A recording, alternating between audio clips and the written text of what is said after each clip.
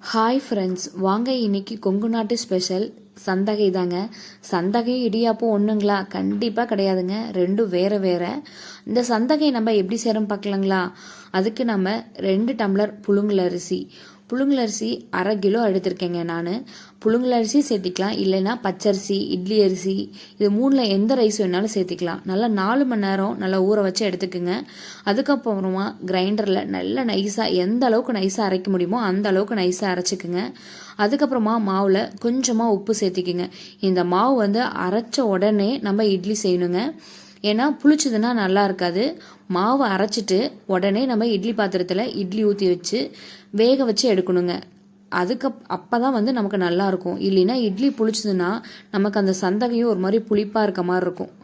அதனால் ஒரு மதியமாக அரிசி ஊற வைக்கிறீங்க அப்படின்னா ஈவினிங்காக அரைச்சிட்டு உடனே நம்ம நைட்டுக்கு அந்த மாவில் செஞ்சாதான் நல்லாயிருக்கும். இட்லி கொப்பரையில் நம்ம தண்ணி நல்லா சூடானதுக்கப்புறமா 2 இது ஊற்றி வச்சிடலாங்க. அதுக்கப்புறமா ஒரு 10 நிமிஷம் நல்லா வேகணும். நம்ம இட்லி எப்படி வேக வைக்கிறோமோ அதே மாதிரி தாங்க இதுவும் வேக வைக்கணும். இட்லி எப்படி நம்ம 10 நிமிஷம் ஆனதுக்கப்புறம் தொட்டு பார்த்தோம்னா கையில் மாவு ஒட்டாமல் வரும் இல்லைங்க, அதே மாதிரி தான் இதுவும். நம்ம ஓப்பன் பண்ணி பார்த்துட்டு லைட்டாக கையை உள்ள ப்ரெஸ் பண்ணி பாருங்கள். ஒட்டாமல் வந்துச்சுன்னா வெந்துருச்சுன்னு அர்த்தம். இது தாங்க அந்த சந்தகை செய்கிறது. அதுக்கப்புறமா நல்லா இட்லி சூடாக இருக்கும். லைட்டாக நெய் தடவிட்டு ஒவ்வொரு இட்லியாக உள்ளே வச்சுருங்க. நல்லா சூடாக இருக்கும்போது மட்டும்தாங்க இதில் புளிய முடியும். கொஞ்சம் ஆறுனா கூட புளியவே முடியாது, அவ்வளோ டைட்டாக இருக்கும். ரொம்ப கஷ்டமான ஒன்று தாங்க. அவ்வளோ கஷ்டப்பட்டு செஞ்சால் தானே நமக்கு நல்லா அப்படியே உதிரியாக நமக்கு ஒரு சந்தகை கிடைக்கும். அப்போ கஷ்டப்படுறதுல தப்பே இல்லைங்க. அதுவும் இந்த குட்டீஸுங்கெலாம் கொடுத்தோம்னா ரொம்ப ஆசைப்பட்டு விருப்பப்பட்டு செய்வாங்க. அதுக்கப்புறமா நம்ம சூடு ஆறுறதுக்குள்ளேயே எல்லாத்தையும் நம்ம புளிஞ்சு எடுத்துக்கலாங்க. நல்லா சூடாக இருக்கும் போதே புளிஞ்சிருங்க, அப்போ தான் ஈஸியாக இருக்கும். இதுக்கு ஒரு பெஸ்ட்டு காம்பினேஷன் என்னன்னு பார்த்தீங்கன்னா தேங்காய் பால் தாங்க. தேங்காய் பால் ஒரு மூடி தேங்காய் எடுத்துக்குங்க. நல்லா சுடுதண்ணி சேர்த்திட்டு 2 ஏலக்காய் சேர்த்துட்டு நல்லா அரைச்சி எடுத்துக்குங்க. அரைச்சிட்டு நல்லா திக்கான பாலாக எடுத்துக்குங்க. அப்போ தான் நல்லா டேஸ்ட்டாக இருக்கும். இதில் இந்த சந்தகையில் நம்ம என்ன பண்ணலான்னா தக்காளியும் செய்யலாம், இல்லைன்னா லெமன் ஃப்ளேவரும் வச்சு செய்யலாம்.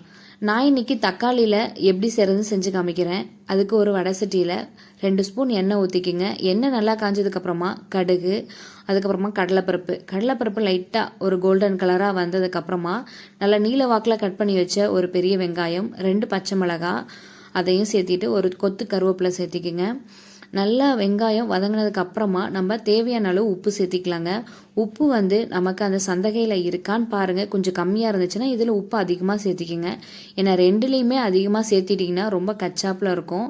அதனால் உப்பு பார்த்துட்டு எந்த அளவுக்கு வேணுமோ அந்த அளவுக்கு உப்பு சேர்த்திக்கிங்க. நம்ம இன்னைக்கு காரத்துக்கு வரமிளகாத்தூள், அதுக்கப்புறமா சிக்கன் மசாலா, கொஞ்சம் கரம் மசாலா இதெல்லாம் சேர்த்திக்கலாங்க. சேர்த்திட்டு நம்ம தக்காளி ஒரு 2 தக்காளி சேர்த்திக்கலாம். தக்காளி நல்லா வதங்கணுங்க. எந்த அளவுக்கு குட்டியாக கட் பண்ணி எடுக்கிறீங்களோ அந்த அளவுக்கு தக்காளி சீக்கிரமாக வதங்கிடும். நான் இன்னைக்கு 2 தக்காளி பழம் எடுத்திருக்கேன். தக்காளி வதக்கிட்டு லைட்டாக சிம்மில் வைங்க. அப்போ தான் அந்த மசாலா சேர்த்திருக்கணும், அந்த பச்சை வாசம் போகும். அதுக்கப்புறமா அந்த சந்தகையை சேர்த்திட்டு நல்லா கிண்டி விடுங்க. அப்போ தான் அடி பிடிக்காமல் இருக்கும். தீ ரொம்ப லோ ஃப்ளேமில் தான் இருக்கணும். பாருங்கள் எந்த அளவுக்கு நல்லா உதிரியாக வந்திருக்குங்களா? சாப்பிட்டு பாருங்கள், அவ்வளோ ஒரு டேஸ்ட்டாக இருக்குங்க. லெமன் ஃப்ளேவரும் நம்ம இதே மாதிரி தாங்க லெமனில் வச்சு செய்யலாம்.